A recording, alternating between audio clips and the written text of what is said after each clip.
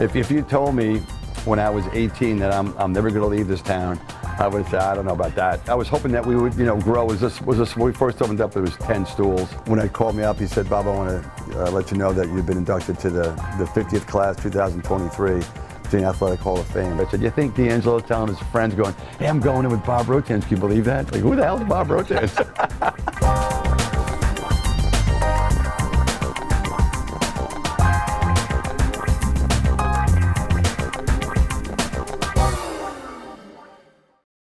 Eric Johnson here in Salem. I'm excited and delighted to be here at Mac and Bob's, here with Bob Rotanz, owner, operator, family man, businessman, and soon to be Hall of Famer. Yes. After being a Roanoke College standout. Bob, we appreciate your time this morning. Oh, glad to be here. Absolutely, absolutely. First of all, how's business? Great to be here in this final Very good, actually. Last year was our best year, and this year is a little bit better than last year, so it's been very well. And now that we have the nice weather and the outdoor opened up, things start really picking up. April's a very good month for us. We have a lot of Roanoke College alumni weekend, and people want to get outside, so definitely. So it's good. Absolutely. What brings me here, obviously, is you being inducted into the Virginia Sports Hall of Fame. When did the call come, and what was your reaction to it? Well, actually, it was late November, before Thanksgiving, and I got a call from a 757 area code, and I get a lot of those calls, so I just let it go to voicemail. Right. It was like 8 o'clock in the morning or so, and then I pull into my house, and my car's still running. I'm listening to my messages over my car, the speaker, and it said, Bob, this is Will Driscoll from the Virginia Athletic Hall of Fame. And I met Will. I played in a charity golf tournament that raises money for the Virginia Athletic Hall of Fame. Scott Allison, the athletic director at Roanoke College, said, right, hey, you want to play in this thing? So I played in about 5 of them. So I met Will, and he said he's been to our restaurant, and he's a real nice guy. So when I was calling him back, I really thought he wanted me to take an ad in his program. Oh, nice. So I was really not at all prepared for that. Mm-hmm. So when he called me up, he said, Bob, I want to let you know that you've been inducted to the 50th class, 2023, Virginia Athletic Hall of Fame. I was just blown away. Yeah. And actually, I came into the house because I was kind of emotional. And my wife was like, what are you doing out there? And I was having a hard time speaking. I said, everything's good. Everything's good. There's nobody's hurt. And I told her, and I said, you're not going to believe this. So, yeah, I was totally blown away. That is awesome. And, of course, it's because of your outstanding play that you did across the street, so to speak, there at Roanoke College. Do many people know that you were such a standout lacrosse player, or do you downplay it so much? Or is it simply, the restaurant itself kind of overtakes those moments? Yeah, it was a long time ago, 1978. I mean, we're coming up on 50 years, so, it's ancient history. But, yeah, I think people at Roanoke College, especially the lacrosse players, the current group, because there's stuff in the locker room, and so they know the history of the program. Mm-hmm. But generally speaking, I think a lot of people in Salem that are regular customers know that I played lacrosse. That's about it, Right. Yeah, it was quite an honor. And when I asked Will, I said, Will, we have a gentleman, D'Angelo Hall, going into the Hall of Fame as an NFL and standout at Virginia Tech. Right. Ryan Zimmerman, UVA standout, they retired his jersey at his at the stadium, a gold medalist. And I said, and me? Like, what's the deal? But he explained to me that they look at all the athletic teams across the state, divisions 1, 2, and 3, and evidently I got nominated. And I think, being from a smaller school, a minor sport, in this part of the state, I think I checked a lot of boxes for the committee, I guess. But either way, I'm just happy as heck to be in it. And having 3 adult children is kind of cool too. They're not young kids. I'm kind of happy to get in at this age, because I even have grandchildren, so it's really special. I'm really looking forward to it. Yeah, I was gonna say in the Hall of Fame for a good reason too. In 1978, you guys won the national championship. I understand you had the game-winning goal, but you were also named the National Player of the Year for all of lacrosse at that level at that time. Take me back to that. What was that season like? Did you think anything like that could happen? Well, a guy I played with the year before, John Pirro, who was a 3-time All-American and 2-time Defensive Player of the Year in the country, is a really good friend of mine, and we were teammates. Unfortunately, he passed away a few years ago, but he's in the National Hall of Fame now. So I thought I'd be in the running for maybe Defensive Player of the Year, like Defenseman of the Year. based on the fact of I was a senior and our team was highly ranked and we were doing well. Sure. But it came down to, I think, the national championship game because they were such a good team. Hobart, they had won 2 national championships before us, and they won 13 in a row after us. So we went up on their field and beat them on their field. But I think part of the reason why I think I have that award is because our attackman, Rich Graham, he had 2 goals and 6 assists on their best defenseman. So I think his stock went down a little bit and mine went up. So I have to thank him a lot for those awards, you know. and something that people don't realize too, that unless our teammates, is the real. Despite I had a very good game, I held down one of their best players and I had one of my best games of my career. But the MVP was our goalie because after I scored, there was still 40 seconds left in the game, and he made 2 saves. One unbelievable save, and then he made a save at the buzzer. I mean, the game ended. The game ended with him and the ball on the stick. So it was a great game. But if it wasn't for him, I wouldn't be sitting here today. His name was John Sullivan, a really good friend of mine. You've kind of indoctrinated yourself here into the community for the better part of your life, obviously with college there at Roanoke, and then here with Mac and Bob's. You're originally from New York, though, right? Yes, yes. So tell me, what made Roanoke College stand out? Because I'm always intrigued from people and folks that come from Northeast, how they figure out this little college here in Salem. Yes, no, it's a great question, and going back to my friend John Pirro, we played against each other in high school. I didn't know him personally, but he's a year older than me, and he shut down our best player, which I'd never seen happen before. And I go, this guy's really good. Wow. Where's he going to school? I was a junior at Roanoke College. Where the heck's Roanoke College? And then we played another team where this goalie was the best goalie I've ever seen, and I said, where's he going? He's going to Roanoke College. Where are they getting these people? So the coach called me up. And he said, you know, Robert, we're putting this team together, and you know you played against John. And John called me up and said, Bob, you come down here. We got some recruits coming in here, believe it or not. And this, you know, I was considering going Division I or a small school. Sure. Because I wanted to go to small school, and I was getting, you know, letters from Maryland, from Navy, from Johns Hopkins, but I didn't want to go to Maryland with 25,000 students at the time. Right. So when I found out that Roanoke College played Duke, Virginia, North Carolina State, UMBC, it was a small school of 1,250 students that were playing big schools. So in my period there, we beat Duke, we beat Virginia, we didn't beat North Carolina, but we beat Towson, we beat UMBC, we beat the big boy Salisbury. Sure, and so I had the luxury of playing in a small school in a beautiful part of the country. Oh man! And when like Duke and North Carolina come to our field to play us back then, it was like the students went crazy, like Duke's here, you know. Right, absolutely. Hey, this is Duke. Yeah, it's pretty cool. But back then, that's how, you know, a lot of better small programs played the big schools. They don't do that anymore. Sure, you know, it's grown so much. But it was kind of fun. My son-in-law played soccer for Duke, and I don't bring it up, but it's nice to know that we beat their team 4 times. Wow, 4 times, took them down, right? Yeah. What was the interest level in the sport of lacrosse at that time? Because I imagine from home back in Northeast and back in New York, it's always been a popular sport. Now it's just kind of trickling down to here in our area over the past 5 to 10 years. But where was the interest level of it back then at that time? Most of the students really supported us. That's where our fan base was. And we got some people from town that hey, they're playing Duke or North Carolina, I'm going to check this out. Sure. We had some people from town, but there was no high school level at that time. You know? So that now a lot of schools in the Valley play lacrosse. But I can tell you, which kind of can explain it better a little bit. I was flying Piedmont Airlines from LaGuardia, New York, down here for like Thanksgiving or whatever time it was. I had my lacrosse stick, and it went through the turnstile. And everybody that was looked, what the heck is that thing? Oh, it's a lacrosse stick. What do you do with that? I mean, they didn't even know what it was, you know. But with my high school in New York, though, you know, we would get, you know, thousands of people out for lacrosse games. It was like really, really popular, you know. Wow. And the county championship, the Long Island championship, when it was good, you know, there's like, I don't know how many millions of people are on Long Island, but there's a ton of high schools up there.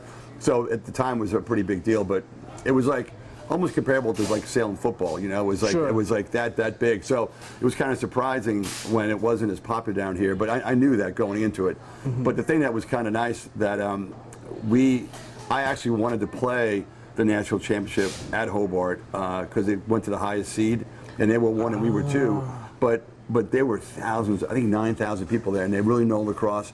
So my junior year, we lost by 2 goals, and it was the closest game they had all year. And they gave us a standing ovation when we left and went to our locker room. It was awesome. It was really, really, they're knowledgeable, they're fun. Sure. And when my senior year going back, since we gave them the best game they had the year before, and now we're 1-2 in the country playing for the national championship. I'm doing warm-ups, and they're like saying, "You, Rotanz." I go, they know my name. How cool is that? Yeah, I made it now, right? Yeah, they know me. They're cursing me out, which I thought was really kind of fun. But that's where, if we played it down here, if we were one in the country, I don't know, it'd be a couple hundred, because the students had left for because finals were over. We had a week after finals before the championship game. As a matter of fact, we played on a Saturday, we graduated on a Sunday. So there would have been nobody here. So I was really, and I really think they beat Syracuse that year. They were really good. And we lost to Towson that year, and they beat Towson by 12. So I think they were thinking, this won't be really, we'll put these guys away pretty quickly. And but the crowd was really fun to play in front of that many people. I mean, when the score was tied, every ground ball was just deafening loud. It was just it was really cool and exciting, and especially to win the game at their place was even more special. I was gonna say you got the job done. Yeah, it was real quiet when we walked to the locker that time, except for us screaming and yelling. You know. Oh, of course. How would you kind of encapsulate everything you did on the lacrosse field, and how that led you to where you are at this very moment today? When you think about everything you've accomplished.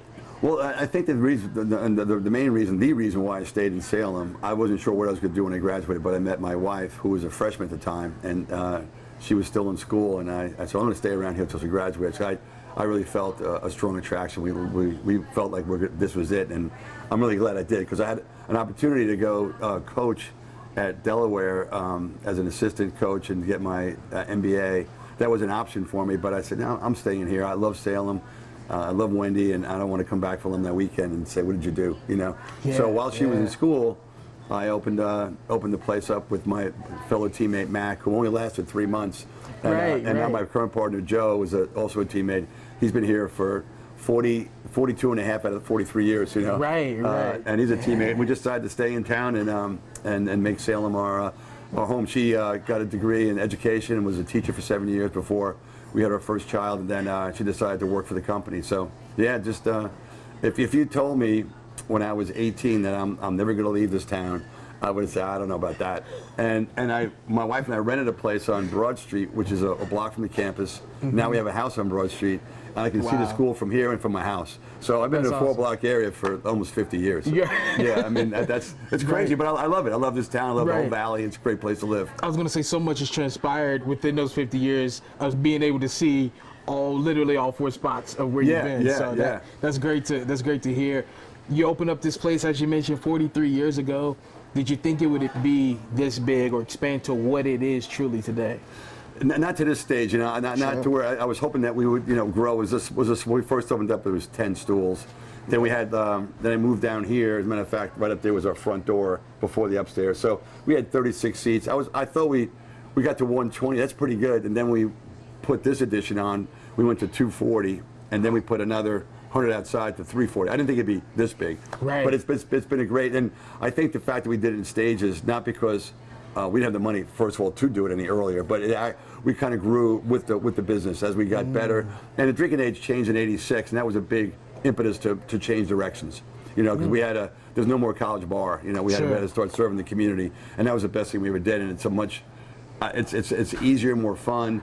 The late night bar thing was getting old, so I'm glad the drinking age went to 21. Yeah. Speaking of people that supported you, supported Roanoke College, and supported the lacrosse team back then, how much have you seen them support you, considering what we went through, of course, COVID a few years ago, and I remember all the support and folks coming out, hey, no, we got to make sure Mac and Bob's continues to be our staple here in the city. How much did that impress you to see them come out for you?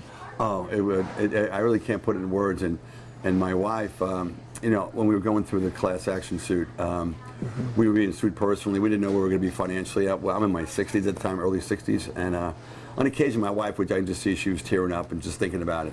Yeah. But when the support came, it was 10 times, 100 times more impactful in that my wife had a lot more happy tears. I came home one time when she was crying. She said, I can't take this. People are just so nice, you know. Like the Lemonade kids came out, Lemonade Stand, gave money to my wife. the FedEx guy put money in our mailbox, and then when he's like, look, where's the package? Oh, I just left something for Bob and Joe in the mailbox, you know. It was constant. We'd go to a restaurant, someone picked up your check anonymously, and my wife would get her car fixed. I said, what's the matter? She goes, they wouldn't let me pay, you know. It was just the whole community. It's just hard to put in words how I felt. One of my friends, Jeff Howard, says, you know, Bob, you're a lucky guy. I said, after we were doing better, he said, you get to go to your own funeral and see everybody, all these nice things to say about you while you're still alive. I said, yeah, I guess you're right, Jeff. And there's a lot of truth to that because, you know, the outpouring was just something I didn't see coming. But gosh, it was really good. So going from how bad in that dark place, because I didn't know where I was going to be, and my daughter was getting married, you know, I was like, oh my God. And if a little bird had told me that, hey, you're going to be on a Today Show, you're going to be the fourth fastest GoFundMe in the world. I mean, it was just nuts. It was really crazy, but crazy good. Crazy good. Yeah, I was going to say in a very, very positive way. Yes, very. And very as you positive. mentioned, not only have you been successful, but the business has too as well. As you said, coming off one of your best years, and a lot of years in 2022, a lot of various accolades, been voted the best restaurant, things of that nature. When you think about that and compare that to now you're going into the Hall of Fame for what you did across the street, how does that kind of align in your mind? Well, yeah, I'll tell you, Eric, it's really crazy. You know, so we were nominated for Restaurant of the Year in Virginia, and we went to they didn't announce it until then, and we were like one of the 2 finalists, and he announced us. That was just unbelievable. Small Business of the Year at Roanoke, I mean, at the Roanoke Chamber of Commerce, and then the Roanoke College Medal, which is really the neatest thing that I can think of as far as, and the most proud of, is the Roanoke College Medal, because it's citizenship, professional life, community. It's like an all-encompassing thing. So that was unbelievable. And then I get this thing. It's like, it's hard to imagine, you know. It's like one after another, you know. And if someone had said it, just when I wasn't sleeping for many months. If someone had said, you have no idea what's coming, the tsunami of good things are coming, so just you can sleep now. You know, I didn't know it, but boy, it sure has been nice. It's really been nice. You touched on it earlier, but there's a lot of big names in terms of the Hall of Fame class this season. There's a lot of big names in there as well, in addition to yourself. I mean, you went down the list there, D. Hall. You got a couple other guys such as Zimmerman, Sean Moore. Were you intimidated at first when you said, oh yeah! Oh, to have it an autograph session. I invite my friends that they don't know me and just fake like you're getting an autograph. Right, please make it like a paparazzi. Come on in. Come on in. I told Willa, director, I said, you think D'Angelo's telling his friends, going, hey, I'm going in with Bob Rotanz. Can you believe that? Like, who the hell's Bob Rotanz? He's some lacrosse player from Southwest Virginia. No. No, but I'm okay with that, because when I get on that stage with those people, it's going to be really amazing. It's going to be amazing. Yeah. It will be. It'll be exciting. I jumped for joy when I saw it, because I was like, wait a minute, that's the Bob. That's the Bob that's in there with those list of names. As a matter of fact, I saw you when I was watching your show, not knowing that you would even bring it up. Right. Oh, and by the way, you know, I was like, oh, right. I didn't know you knew it. It was like right after it was announced, and then I had been watching your sports at the time, and I remember you mentioned about me and D'Angelo. Yeah. Yeah, I was following that Twitter page so closely, because I was like, okay, we see some of the big names, and I'm like, they kept revealing them, and I'm like, wait, no, that's Bob. That's Bob right there. I know him exactly. He's up the street. I know him. No, it was certainly great to see. And it's good for lacrosse. I think it's good to have a exposure for the sport of lacrosse. So I'm happy for that, to be you know, representing lacrosse. I'm very thrilled about that part of it. We appreciate your time. Yeah. Congratulations, by the way. Yeah. Keep doing great things, and I think I might have to put a wing order in before I head out. Oh, I got it. I want a zone 2. Oh, yeah. We're doing a Boston zone or regular zone? Oh, man, we might have to do the Boston. We got Boston and wings. Just regular wings? No buffalo ones? Yeah. You want ranch or blue cheese? We'll see y'all later.